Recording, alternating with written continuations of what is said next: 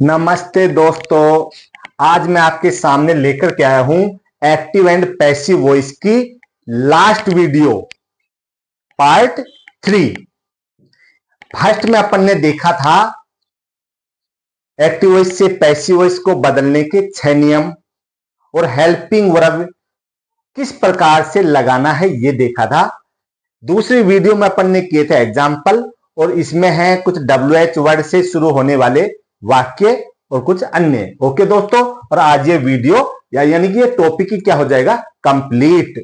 अब देखिए, मैंने कहा था WH वर्ड से अगर कोई वाक्य शुरू है तो वो WH वर्ड पैसिव की शुरुआत में ज्यों का त्यों उतारेंगे। तो वेन, ये लीजिए वेन, समझ में आ गया। मैं नोट करवाया था आपको, WH वर्ड का ज्यों का त्यों उतारेंगे दोस्तों, और शेष नियम जो वैसे के वैसे रहेंगे। अब ये कैसा है, इंटेरोगेटिव है तो हेल्पिंग वर्ब अपन क्या लगाएंगे, पहले लगाएंगे सर।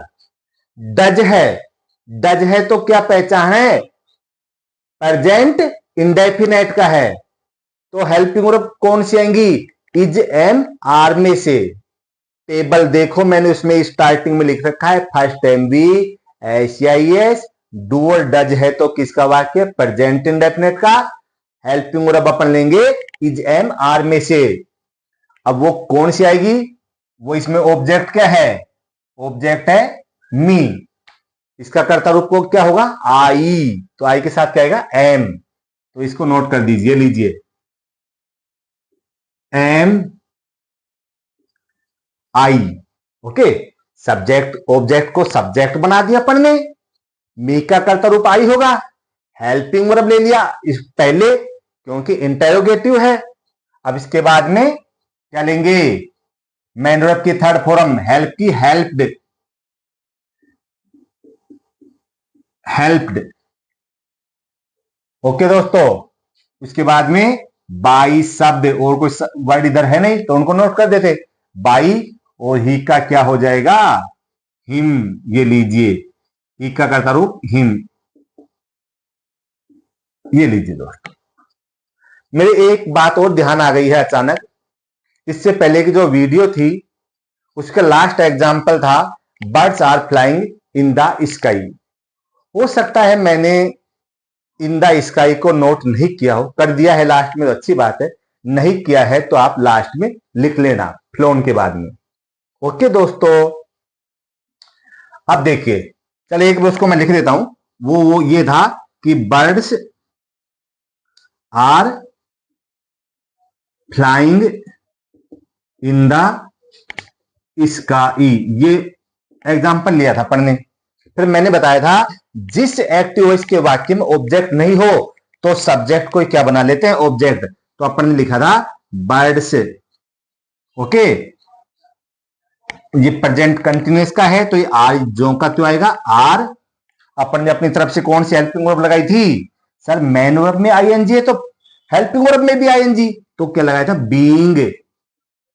ओके दोस्तों, और मेन वर्ब की थर्ड फॉर्म फ्लोन, ये लगाया था। अब क्या बच गया, क्या बच गया दोस्तों, इस सब्जेक्ट को मैंने अपन यहां पर काम ले लिया है तो इसका सब्जेक्ट का क्या नहीं बनेगा, ऑब्जेक्ट नहीं बनेगा। ओके, तो इसको बाकी से शब्द बता दो, इन द स्काई, ये लीजिए दोस्तों। ओके, और उसमें मैंने ये नोट कर दिया था तो बहुत अच्छी बात है, नहीं किया हो तो मैंने बताया है। इस तरह की कभी कोई मिस्टेक हो जाए, अगर इस प्रकार की कोई भूल हो जाती है दोस्तों तो उनको आप दिल से मत लेना, क्योंकि ये मानवीय भूल होती है दोस्तों। अब देखिए सेकंड सेंटेंस को, who will complete the work. मैंने बताया था क्या, अगर हु से शुरू है तो हु की जगह अपन क्या करेंगे, बाई हुम। ये लीजिए, बाई हुम।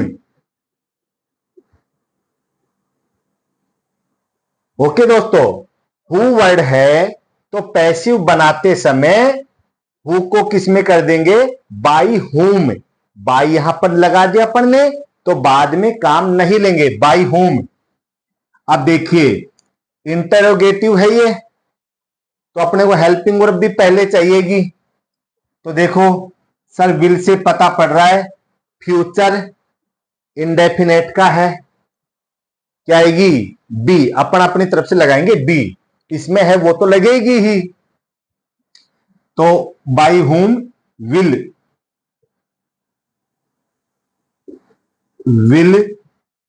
अब देखो ऑब्जेक्ट को क्या करेंगे, अपन ने हेल्पिंग वर्ब पहले ले ली है दोस्तों। ओके, अब ऑब्जेक्ट को सब्जेक्ट बनाओ, द वर्क, द वर्क अपनी तरफ से अब लगाएंगे, वो क्या होगी बी। ये तो इसमें थी तो नोट कर दिया। सपोज करो इसको लिखने का इसमें नियम नहीं होता तो अपन बी यहां पे नोट करते। ओके दोस्तों, विल द वर्क बी, इसकी थर्ड मेन वर्ब की third form completed, completed. Okay दोस्तों, कंप्लीटेड। शेष वर्ड को इधर है नहीं तो क्या नोट करें, इधर कोई सब्जेक्ट भी नहीं है तो वाक्य कंप्लीट। ये लीजिए, अरेस्ट द थिप सून। मैंने बताया था फर्स्ट एमवी से अगर कोई वाक्य शुरू होता है तो उसकी पैसिव किससे बनेगी, सर आपने बताया था लेट शब्द से बनेगी। ओके, लेट शब्द अपन ने लगा दिया। अरेस्ट यानी गिरफ्तार करना, फर्स्ट एमवी से बन रहा है, इसके बाद में ऑब्जेक्ट क्या है द थिप, इसको सब्जेक्ट बना लो, द थिप। अब अपनी तरफ से क्या लगाएंगे हेल्पिंग वर्ब, वो हेल्पिंग वर्ब क्या होगी बी। ये लीजिए दोस्तों बी। यहां पर द थिप था तो अपन ने उसको द थिप लिख दिया। सपोज करो इसके बाद में होता हिम, या हिम होता तो उसका हिम ही नोट करते, यहां पर ही नहीं करते। अस होता तो उसका वी नहीं करते, असी लिखते। देम होता तो उसको देम लिखते। क्यों सर, क्योंकि लेट के बाद हमेशा ऑब्जेक्ट रूप ही आता है। ओके दोस्तों, डी। अब ले लो मैन वर्ब की थर्ड फॉर्म, अरेस्ट का अरेस्टेड, अरेस्टेड। अब मैन वर्ब के बाद जो शब्द शेष बच गए उनको नोट कर दो, सून। इधर कोई है नहीं अब सब्जेक्ट तो क्या बाई लगाना, अब कंप्लीट। ये लीजिए दोस्तों, सरल है बिल्कुल। यानी फर्स्ट एमवी से शुरू हो रहा है तो लेट से वाक्य शुरू करेंगे और ऑब्जेक्ट का इसमें ऑब्जेक्ट रूप ही आता है, अपनी तरफ से बी लगाएंगे, कुछ भी नहीं है दोस्तों। अब देखिए प्लीजिया, प्लीज से शुरू हो रहा है, इसके बारे में मैंने आपको नहीं बताया था तो अब नोट करवा देता हूं, नोट कर लीजिए आप इसको। ये लीजिए दोस्तों,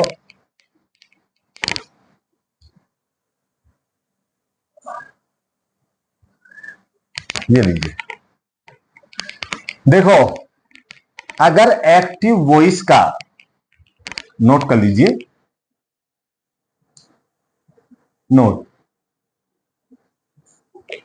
यदि एक्टिव वॉइस का वाक्य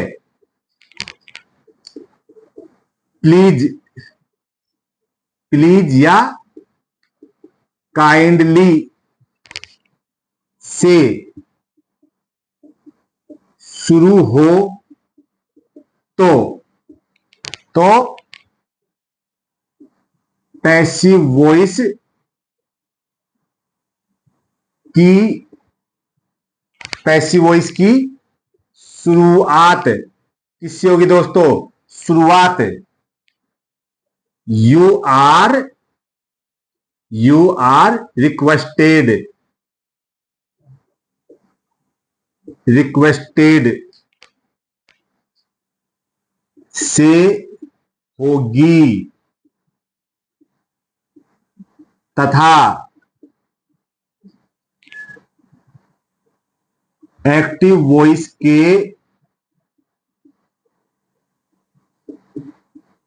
शेष वाक्य, शेष वाक्य को, शेष वाक्य को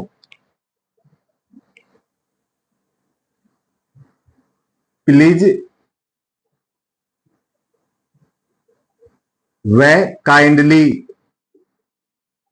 हटाकर, ये हटाने हैं दोस्तों, हटाकर एक्टिव वॉइस के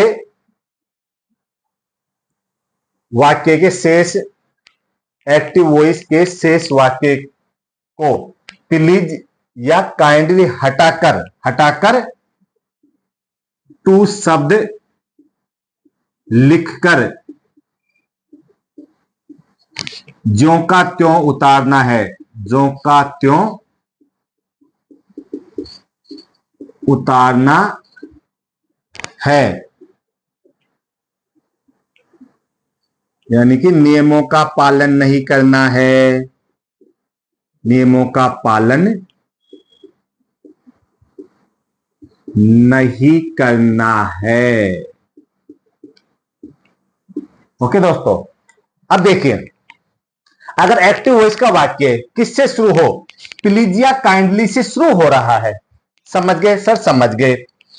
तो अब इसकी जब पैसिव बनाएंगे तो काइंडली और प्लीज को क्या करना है, हटाना है। प्लीज और काइंडली को हटाना है, हटा दो इसको। हटाकर क्या लगा देंगे, क्या लगाएंगे? शुरुआत किससे करनी है? पैसिव की शुरुआत किससे करनी है? यू आर रिक्वेस्टेड, ये लीजिए, यू आर रिक्वेस्टेड। ओके दोस्तों, रिक्वेस्टेड से होगी तथा एक्टिव वॉइस के शेष वाक्य को, अब जो शेष वाक्य ये बच गया को प्लीज या काइंडली हटाकर, ये हटा दिया अपन ने, टू शब्द लिख करके, टू शब्द लिखना है। अब आप कहोगे सर क्यों लिखना है?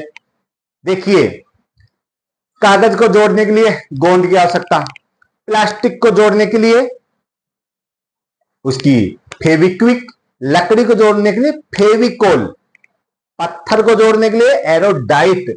उसी प्रकार दो मेन वर्ब को जोड़ने के लिए किसकी आवश्यकता पड़ती है? टू शब्द की। रिक्वेस्ट यानी प्रार्थना करना मेन वर्ब है, इसको हटा देंगे तो ये कहां से शुरू हो जाएगा? मेन वर्ब से। गिव भी मेन वर्ब है, तो दो मेन वर्ब को जोड़ने के लिए किस शब्द का प्रयोग करते हैं? टू शब्द का करते हैं दोस्तों। तो इस वजह से टू लगा के गिव, मैंने क्या बताया था? शेष शब्दों को ज्यों का त्यों उतार दो, ज्यों का त्यों, यानी कि as it is. Give me some money, ये लीजिए। अब आप कहोगे सर ये तो बहुत सरल हो गया, ये तो सबसे सरल है, अगर इस प्रकार के वाक्य एग्जाम में जाए तो हमारे तो मजे ही मजे हो जाए। ये मत सोचना कि गिव का गिवन क्यों नहीं किया। मैंने क्या बताया था? नियमों का पालन नहीं करना है, जो मैंने शुरू में 6 बताए थे दोस्तों। ओके, वो नहीं करना है। तो अब देखिए, ये जो एक्टिव वॉइस पैसिव वॉइस का जो टॉपिक था, ये मेरे को पूर्ण विश्वास है कंप्लीट हुआ सक्सेसफुली तरीके से। आपको भी ऐसा ही लग रहा होगा सर हम ज्यादातर जो एक्टिव वॉइस पैसिव वॉइस है फर्स्ट वीडियो में सीख गए थे, हमारा रिवीजन किससे हुआ? सेकंड वीडियो से। अब कुछ स्पेशल टाइप के कुछ थे तो ये तो और भी इजी है, इस वीडियो से सीख गए हैं। आपको लगता है वास्तव में बहुत बढ़िया मैं करा रहा हूं, तो इस छोटे भाई का मान लीजिए, दोस्त का मान लीजिए, अगर छोटे बच्चे को देख रहे हैं तो इस सर का मान लीजिए। क्या करना है? मनोबल बढ़ाना है, और मेरा मिशन है इंग्लिश ग्रामर का डर दूर हो। तो वीडियो को क्या करना है दोस्तों? लाइक करना है। और जो भी सोशल मीडिया के जो मंच हैं, जैसे फेसबुक पे कर दो, व्हाट्सएप पर वीडियो को ज्यादा से ज्यादा शेयर कीजिए दोस्तों। तो धन्यवाद दोस्तों।